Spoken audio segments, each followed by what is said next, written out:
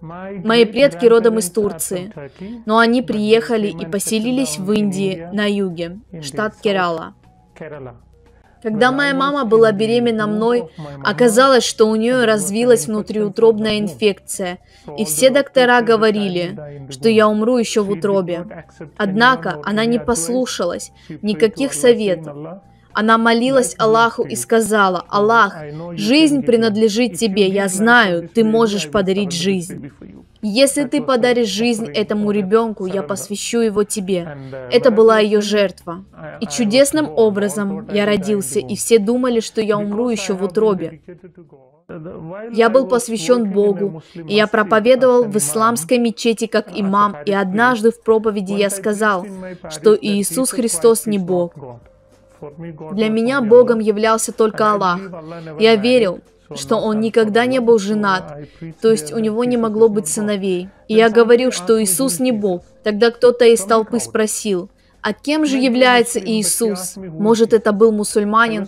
И он спросил: «Кто же тогда Иисус?» Я проповедовал, что он не Бог, но вопрос: кто же он тогда оставался? Чтобы узнать, кто же он, я прочел весь Коран заново, 114 сур, 6666 аятов. Читая Коран, я нашел имя пророка Мухаммеда упоминаемым 4 раза, а имя Иисуса я нашел в 25 местах. Я был смущен этим. Почему Коран отдает предпочтение Иисусу? И второе, я не смог найти в Коране ни одного женского имени, ни имени матери пророка Мухаммеда, ни его жен, ни детей в Коране. Есть только имя матери Иисуса, Мария. Затем, читая суру 3, Аль-Имран, 45 по 55 аят, я нашел 10 утверждений Корана об Иисусе. Первое. Коран говорит, что Иисус – Слово Аллаха, сура 3, аят 45, сура 4, 171. Второе, что Иисус – Дух Аллаха, сура 471. Третье, Иса Масих, что значит Иисус Христос, Мессия. Так, Коран говорит, что Иисус – Слово Бога, Дух Бога и Мессия, Христос. Потом Коран говорит, что Иисус разговаривал, будучи совсем маленьким, около 2 дней от роду. Коран также говорит, что Иисус сотворил живую птицу из грязи. Он взял чуть глины, сформировал птицу, вдохнул в нее, и она жила. Так я понял, что он может давать жизнь. Он вдохнул ее в глину. Сура 3, 49. Затем Коран говорит, что Иисус исцелил слепорожденного и прокаженного. Он также оживлял мертвых. Сура 3, 49. Иисус зашел на небеса. Он все еще жив и вернется снова. Когда я нашел все это, я размышлял о том, что же Коран говорит о Мухаммеде. Согласно Корану, Мухаммед не Слово Бога, не Дух Бога, никогда не говорил, будучи 2 дней от роду, не сотворял живую птицу из глины, не исцелял больных, не воскрешал людей, сам умер, согласно исламу, он не жив и никогда не вернется. То есть множество различий между этими 2 пророками. Я не называл Иисуса Богом тогда. Я думал, что он пророк. Но он более велик, чем Мухаммед. Однажды я пошел к своему учителю, который учил меня 10 лет в арабском колледже, и я спросил его, как Бог сотворил Вселенную. Он ответил: Бог сотворил Вселенную Словом. Тогда у меня вопрос: Слово Бога – Создатель или Создание? Коран говорит, что Иисус – Слово Бога. Если мой учитель говорит, что Слово Бога – Творец, то это означает, что Иисус – Творец, и мусульмане должны стать христианами. Предположим, он скажет, что Слово – Творение. Тогда он окажется в ловушке. Почему? Он ведь сказал, все создано Словом. Но если он сказал, что Слово творение, то посредством чего Бог сотворил это Слово? Так он не мог сказать, что Слово Творец, но и не мог сказать, что оно творение. Он рассердился и вытолкал меня из комнаты, сказав: Слово не Творец и не творение, и ты убирайся отсюда. Когда он заявил это, я сказал ему: Слово не Творец и не творение, поэтому христиане говорят: что Слово – Сын Божий.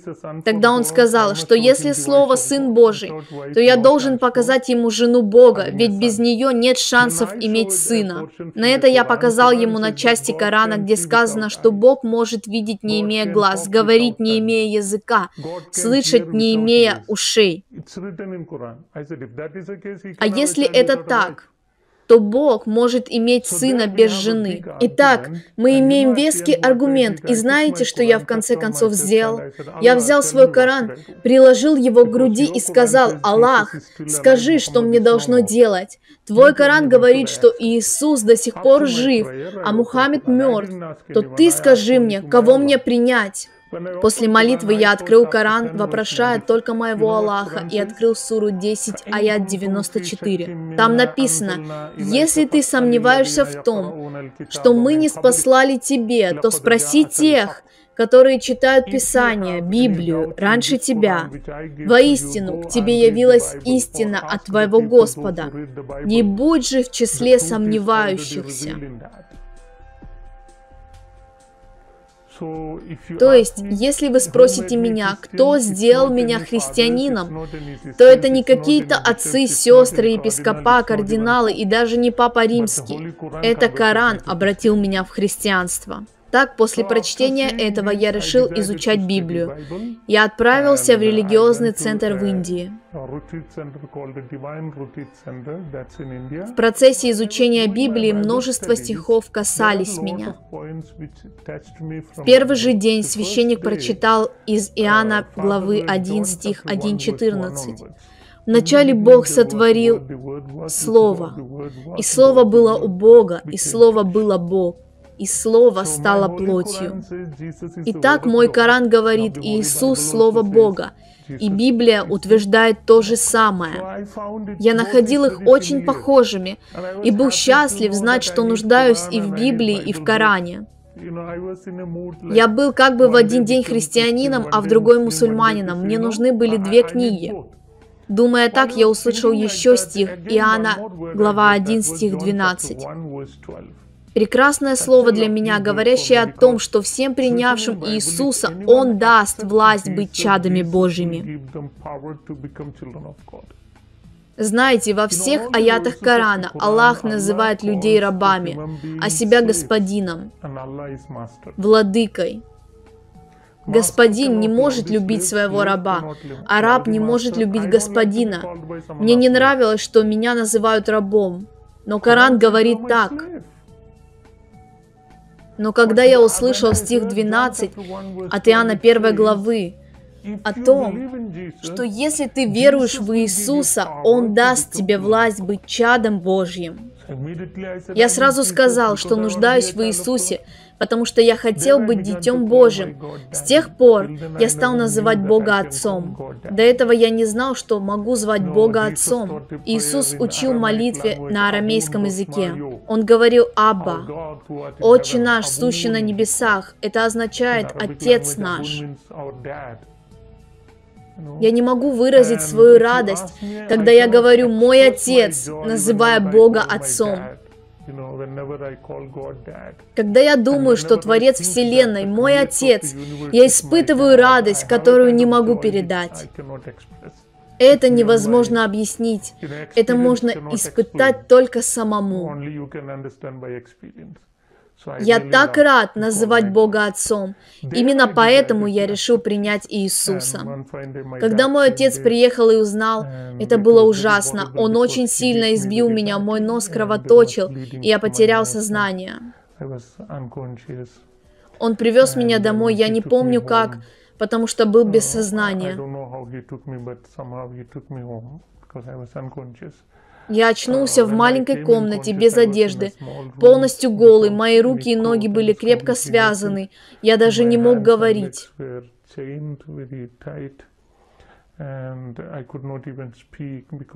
Потому что на моих глазах, носу, во рту была пудра из перца чили, и на каждую рану моего тела они посыпали этот порошок, чтобы жгло.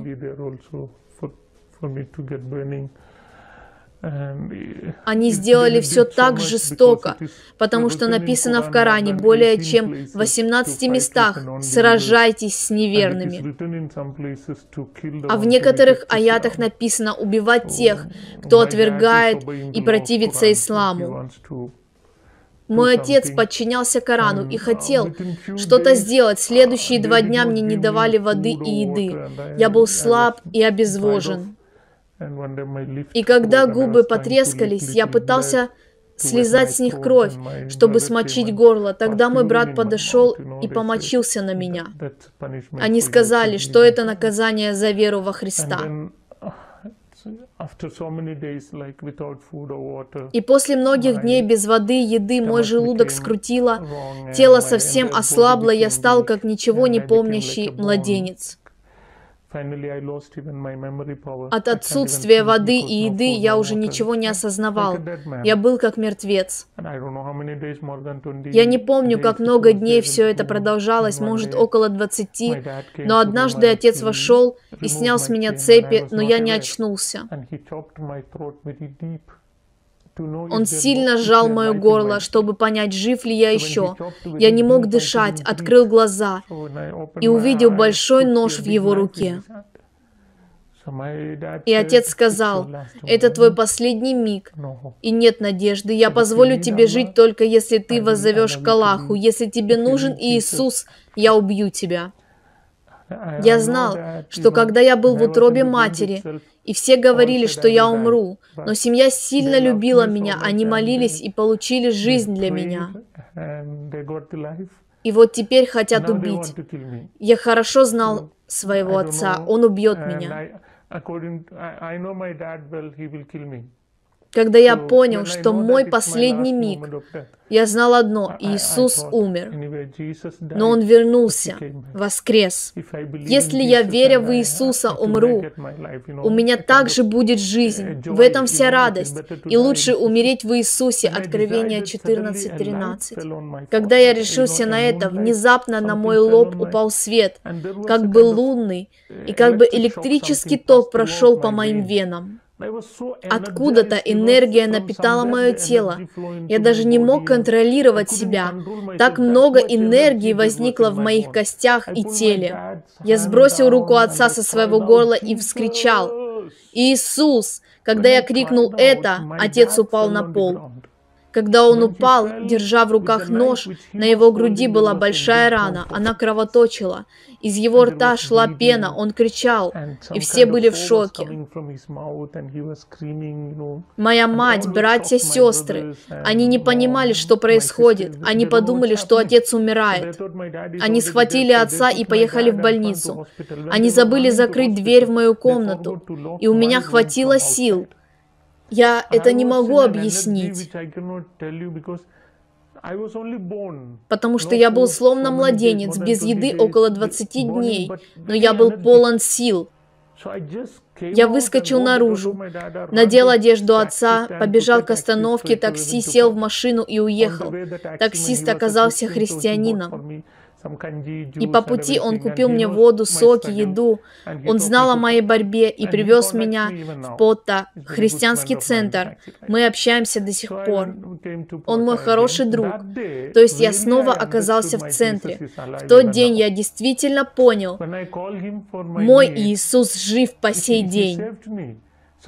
Когда я воззвал к Нему, в моей беде Он спас меня. Это значит, Он здесь, даже сейчас, когда я разговариваю с вами. В этом моя жизнь, я знаю, Он повсюду. После моего обращения прошло 18 лет.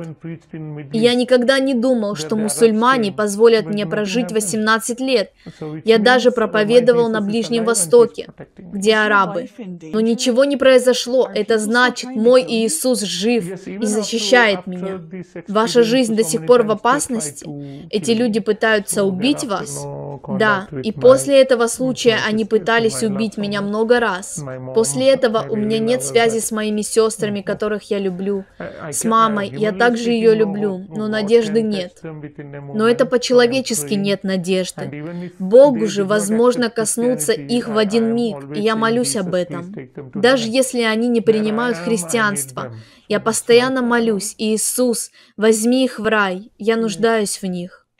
И вы не боитесь умереть? Нет, никогда. И вы не должны бояться. Страх смерти, по сути, глупость. Если вы верите в Мухаммеда и при этом умрете, знаете, каковы ваши дела. Пророк Мухаммед умер, его похоронили, и мы не знаем, где он сейчас. Если я верю в него и умру, то не знаю, куда я пойду, но Христос умер, но и воскрес, Римлянам 8:34. И я также имею надежду, что если умру в Иисусе, то вернусь, воскресну. Лучше быть уверенным в смерти, но она должна быть в Иисусе. Иисус ясно сказал: «Я иду в дом моего Отца, в доме Отца моего обителей много». Иоанна 14:1-12. «Я иду приготовить место вам, и когда приготовлю вам место, приду опять и возьму вас к себе». Знаете, я так счастлив знать, что мой Иисус готовит для меня там большое. Когда Он закончит, Он заберет меня к себе. Должно быть мое большое. Потому что все эти 18 лет мусульмане пытались убить меня, но не могли. Значит, стройка еще длится. Когда все будет готово, Он вернется за мной. Только тогда мусульмане смогут убить меня. А пока никто не может. И я не боюсь смерти, это факт. Чтобы иметь вечную жизнь, вам нужен Иисус. От Иоанна 1:5-12. Чтобы достичь рая, нам нужно покаяться во грехах, принять Иисуса Христа как Бога и Спасителя, который умер за наши грехи. Иисус – единственный путь в небеса. От Иоанна 3:16.